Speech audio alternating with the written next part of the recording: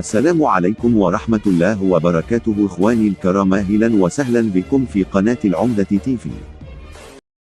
حدث عالمي كبير ينتظر النادي الأهلي المصري. مباراة ودية مع كبير أندية السعودية نادي الأهلي السعودي، في مباراة اعتزال وتكريم النجم خالد مسعد لاعب نادي الأهلي السعودي. وتشكر إدارة النادي الأهلي المصري الشقيق السعودي على الاهتمام بالموافقة على خوض المباراة التي تجمع بين كبار الأندية نادي الأهلي المصري بطل إفريقيا وزعيم القارة ونادي الأهلي السعودي كبير آسيا.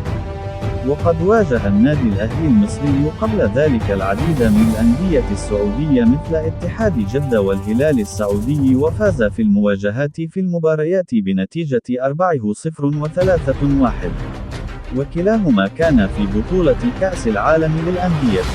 ومن المقرر خوض المباراة في يوم 12 من نوفمبر المقبل إن شاء الله في حضور جماهيري كبير وحفل أكثر من رائع تقدمه هيئة الترفيه في السعودية.